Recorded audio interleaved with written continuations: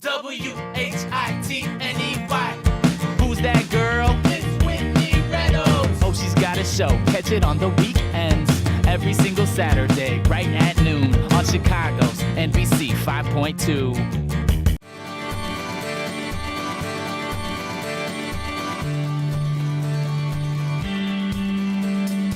Hello and welcome to Weekends with Whitney. I'm your host, Whitney Reynolds. Today we are having so much fun at ICNC with Andrew Fogarty. Welcome to the show. Thank you, Whitney. Welcome to ICNC. I was going to say, whenever you say the name, it sounds almost like a sorority or something like that, but there's so much more that goes in the walls. Basically, anybody that has a dream can do it, and that's the feel I get whenever I'm here. Tell us about ICNC. Well, ICNC is one of the larger business-focused nonprofits in Chicago.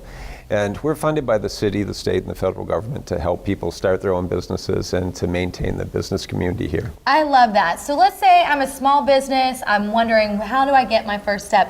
Why are you not flooded with like a line outside the door right now? Because this is crazy. This is so cool. You give people the tools they need. It is. It's a bit of a well-kept secret, but we're the largest business incubator in the U.S. right here on Chicago's Nearwest side.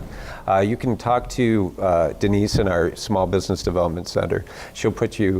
She'll assist you with a business plan. She'll help you find funding. If you need to be incorporated, she can walk you through the steps. Pretty much whatever you need. That is awesome. And what does ICNC stand for? It's the Industrial Council of Nearwest Chicago. In addition to the business incubator, we're also one of the larger business-focused nonprofits. Well, you say business incubator. What does that mean for the average viewer out there that's watching? Well, it means that it's your tax dollars at work. So we can give you a little bit below market space.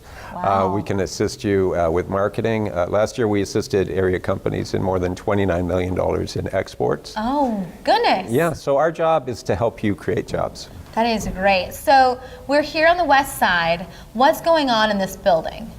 Well, we actually own a block and a half of space here on the near west side. We have more than 125 companies. We have everything from woodworkers and metal workers to trapeze artists. We have 40-foot ceilings on one of our floors. I might just have to swing from that trapeze. Now that sounds like fun. Yeah, we're hoping to get you up there. Oh, yeah. Oh my goodness, that might be another show at another time. But I love that. So people, whenever they come in, you can help them get incorporated? Yeah, absolutely. That's incredible. I know for me, whenever I started Weekends with Whitney and we were starting the production company side, there's a lot of scary things that came along with it. I didn't know the right steps or how to go about it, and it would have been such a tool in my back pocket to know you guys were out here. That's true. There's easy ways to do it and hard ways to do it, and we don't always have the answers, but we do know where to find them. Oh, that's awesome. I love it. So how long have you been located here? Well, the Industrial Council near West Chicago started about 40 years ago. Ooh. About 20 years ago, we acquired the buildings, and I came on board about 6 years ago. Oh, awesome. And so in this, like we are in the lobby area. What would you call this area right here? This is our offices. This is also a central point where the tenants can have meetings, seminars. We have events here. We have a computer center, so we'll walk people through basic classes in Word, Excel, PowerPoint, QuickBooks, which is very important. How much does all that cost? It's all free. There's no charge. I knew that, but I wanted them to know. there is no charge to take advantage of any of our services. Some of the larger companies in the area join ICNC as a member. Is there any kind of thing that once you make it, you have to pay your dues back to ICNC? No. It's your tax dollars at work. So you've probably heard some incubators take equity in the company and that type of thing. No, we don't do that.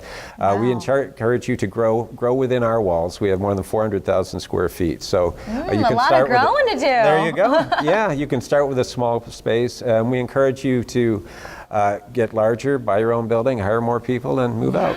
I love it. I know just from the moment I walked in, I could just tell that this is the atmosphere where you want people to do well. Yeah, it's a fun place to work. So how did you get involved with this whole process? Well, my background is in sales, marketing, and entrepreneurship. So about 6 years ago, I met Joyce. I was really excited about the idea, and here I am. And it's been here for 40 years, the council. Yeah, it has. About 10 years ago, our executive director, Joyce, came on board, and she started layering on the programs, which makes us a one-stop shop for business startup. It absolutely does. I'm so excited for all these business owners, potential business owners that are out there wanting to maybe wonder how to get their feet wet and get started. I think think it's going to be really great. I'm glad that you shared this whole idea with everyone at home. How can people find out more about you? Please go to industrialcouncil.com, or you can email me directly, andrew@industrialcouncil.com. We'll get you started. I love it. Thank you so much, Andrew, for coming on. Guys, as he mentioned earlier, there are many businesses here, and we're going to sit down with several of them. We'll be right back.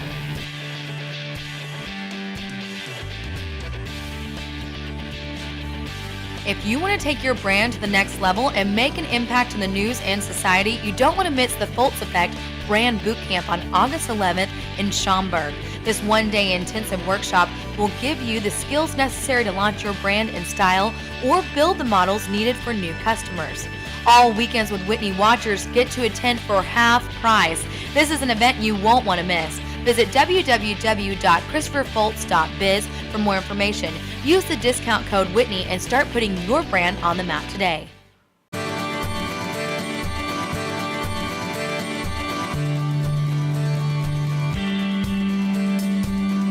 Hello, welcome back to Weekends with Whitney. I'm your host, Whitney Reynolds, and we have our caffeine going. I'm here with Joshua Millman with Passion House Coffee. This is amazing. And it started right here at the incubator. We're here at ICNC. We've been here all day long finding out a little bit about how small businesses can get started. And Joshua, that's exactly what you did. Definitely. I started Passion House Coffee Roasters 13 months ago. Wow, so just 13 months ago. What was the original idea behind it? Well, I've been in the coffee industry for over 16 years.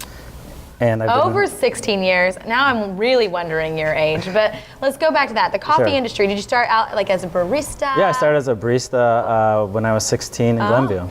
Really? Yeah. And so you started there and you immediately like loved the process behind it. I just fell in love with coffee. I fell in love with all the aspects of learning about different countries and how coffee is related with those countries and how many hands it affects. Oh, I love that. So just a side note with me, I've had one of those Keurig machines for the past year and a half, and I actually just started grinding my own beans. Grinding at home is the best way to have your coffee. I love it. So let's talk about like where your beans come from. You're made in Chicago. Tell us about it. Okay, yeah. Well, really, what we do is we really do a rigorous job sourcing our coffee and really try to buy coffees that are all in season and all that's fresh. And it's hard to, coffee is an agricultural product, so you can't get the same coffee all year around. Oh, wow. So how do you pick it? Well, we go through brokers, farmers. We have like a few direct relationships, and most of it's through brokers. And what happens is we call those brokers and we get samples, and we sample roast 30, 40 coffees, and then we'll taste them all, and that'll help determine what coffees we're going to buy. Oh, wow. Now, you buy them once and that could be it, or you consistently buy them so you have the same kind of blend? Well, we try to buy in smaller quantities so we can keep our coffee fresher and it's not sitting in the warehouse too long. So our coffees do change. Oh, they do? Yes. Okay. Do you name them differently each time, or? Well, all our single origins are just based on what country of origin and what farm they're from. And then we have a few select blends that you can get. Like the Whitney blend? The Whitney blend is coming soon. Check it out. Yeah, that will be good. Yeah. And then we have our Chicago House blend, which is named from Chicago and house music. Okay. We just did a show on house music. I saw that. Yeah, with Vince Lawrence. So you have these different beans. How do you, are you going to have a flagship store eventually? Or what are you, what's the idea behind it? You now sell these. Where can people get them? You can get them all over Chicago. And so we sell to cafes, bakeries, restaurants. So you can go to Lion's Bakery, Sweet Cakes Bakery. Wormhole is going to be guesting our coffee this month of June. Yeah, I love that. And so then you eventually have your store, or do you want to go nationwide with all this? Well, I mean, here's the best part is that I started this company 13 months ago, and I wasn't sure that I could, and then I came to the ICNC, and they helped me realize that I can make this a reality, which is really amazing. And then the next step, obviously, is to have some kind of retail outlet, and we're just trying to figure out what the best way to go about that is. Absolutely. I mean, once you get into coffees, I know that coffee is kind of like wine. Once you get into it and you start knowing your stuff, people will probably be just snatching these up left and right. I know I'm anxious to take a bag home and get it in the blender. Or is that the right thing that you call it? The grinder? The grinder, yeah, for sure. I mean, we've been really fortunate. People seem to like our coffees, and hopefully it'll just keep going. Now, we actually took some video footage of your machines on and going. What are people seeing when they look at that video footage? What they're seeing is this is an old German roaster from the late 50s that I had refurbished in the Netherlands and shipped over. Wow. Yeah, it's one of my favorite machines, made out of cast iron, so it's really similar to cooking. It holds temperature really well, seasons really well, heat transfer, and produces a nice, deep, complex flavor. I love it. Now, where do you see yourself in 10 years? Where do you hope to be? I mean, in 10 years, if I could have my own coffee farm in Central South America, that would be amazing. Wow, there is no stopping you. You want the whole kit and caboodle and the farm. That is true. I love it. Well, thank you so much, Joshua, for coming on. Where can people find out about you? They can go to our website at www.passionhousecoffee.com. Passion House. There is a lot of passion in this house right here because I'm crazy about it. It's so yummy. Thank you so much. Thank you. Okay, guys, coming up next, we are going to talk about guitar straps that are green. We'll be right back. Ever wonder how the Weekends with Whitney team travels? Well, we travel in style with Zipcar, and it's green. Take the Whitney Challenge. Travel Zip today.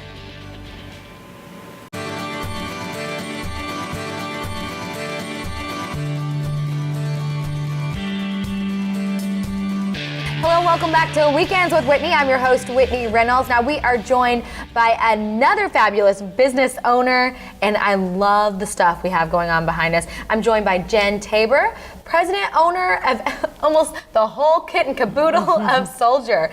First of all, tell us a little bit about Soldier. Okay, well, Soldier started in 2005. I was in a rock and roll band, and the guys in the band needed birthday presents, so I made them guitar straps on a whim. And the guitar straps, then we started selling them at our shows when we would play the Abbey and the Subterranean in town. And people actually bought them from me, which I was a bit shocked. And so I figured I would go to some local music stores and see if they would carry them. And we got a yes and a yes. So we just started making more designs, adding on more patterns. Now, one of the things that's very unique about these straps is they're made out of seat belts. Yeah, they're on recycled seatbelt, and the seatbelt started when I was looking for what to put on the back of the fabric to create durability or stability. I had a pile of seatbelt in my craft room because my stepdad worked on cars. Convenient. He loves working on his cars. So he would just give me leftover the seatbelts and parts and be like, I don't know, if anybody can do something with this, it's going to be you. And I had this fabric. Oh, wouldn't this be a great strap for Neil? Wouldn't this be a great strap for Ben? Well, what are we going to put it on? I don't know. We've got this box of seatbelt here. And that's how the seatbelt ended up on the guitar strap. So it was actually from day one that the things were made out of seatbelt. It took me a year to figure out that I had a green product, though, which is always the funny part of this because a year later. It is. And that was like right in the hype, I feel like, that trending time of green. Yes. I was magic the day I came home from school. I was trying to get into a craft show that was green. Oh, I can't be in it, I'm not green. And then I came home and I was like, oh my God, I am green. We're taking recycled seatbelt. Well, let's see if we can find some more. And then we just started sourcing out anybody who was making seatbelt and anybody who was getting rid of it. And how do you find old seatbelts? Like, do you just... It takes some work. I was going to say, I would imagine, you know, you ask your friends, hey. Yeah, they don't have seatbelt. You only have 2 kids, I see a van, can I borrow a seatbelt? Exactly. Yeah, it doesn't really work like that, but I love it. So let's talk about the dog collars. I know I have a little Shih Tzu at home, and she is so cute, and she would look so cute in one of these. So how do you come up? Is there anything green with this, or is it just... The dog collars are all made on recycled seatbelt as well. We have fabric and then the recycled seatbelts on the inside. Right, that is so cute. So the good thing about this is seatbelt doesn't retain moisture. So they last a lot longer than a standard dog collar, and they don't smell. Oh, no stinky. No stinky. Yeah, that is really good. I just think Puffy Doolittle would love that. And let's talk about the bags too. Being a woman, I always love my accessories. So I love the little clutch that we have going on. And did I hear you earlier say that you were going to start doing fanny packs? I'm working on fanny packs. Yeah, I have a bunch of things in the works. I have a clothing line we're starting right now, and I love a good fanny pack. I went on vacation like a month ago, and I wore my fanny pack everywhere. And I don't care if you guys at home gave me grief over it or what. I'm wearing that fanny pack everywhere I go. I just absolutely love it. So I think the fanny packs will be a top seller. Yes. Yeah. They're going to be good when they're done. So, and then the purses, anything recycled with this? You still do the seatbelts? Well, actually, some of these this is made out of Horween leather, which is tanned right down on Ashland and Elston in the city. They're Chicago's last tannery, and we use a lot of their remnants from runs that they've done. They have a few pieces left over, and I go in and I buy a lot of their remnants and so seconds. Local. I love that. And you actually started here at the incubator.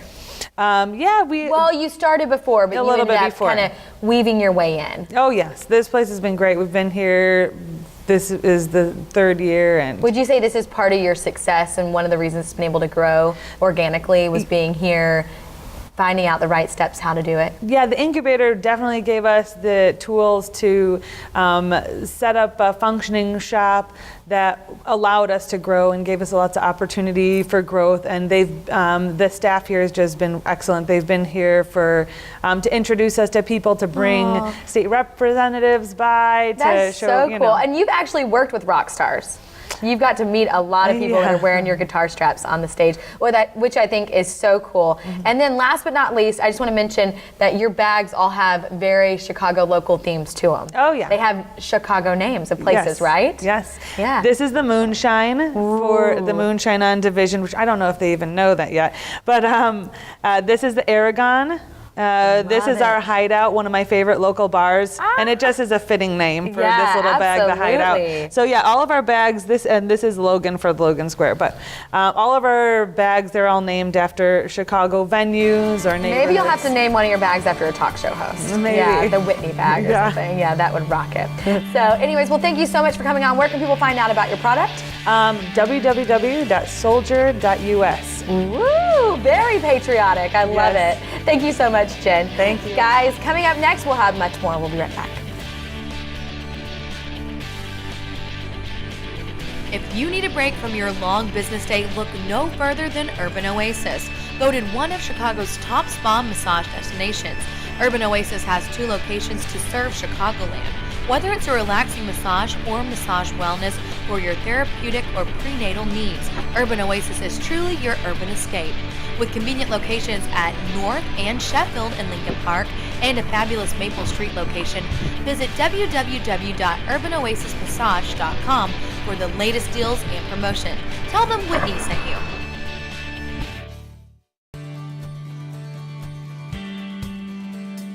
Hello, welcome back to Weekends with Whitney. I'm your host, Whitney Reynolds. And what would a Weekends with Whitney show be without a little bit of sugar to round us out? I'm joined by Georgina Vo. How are you? I'm good. How are you? I am doing great. We're still here at ICNC, this incubator for small businesses, and you actually mastered a flan, and now are selling it.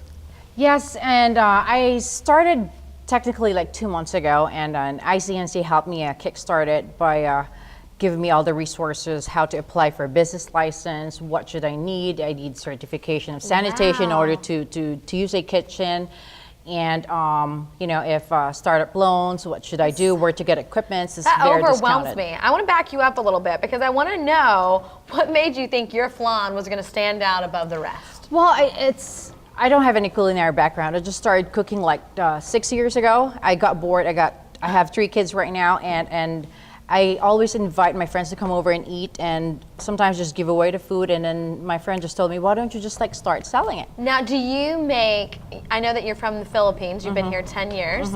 Do you make Filipino food or American? It's a combination of both.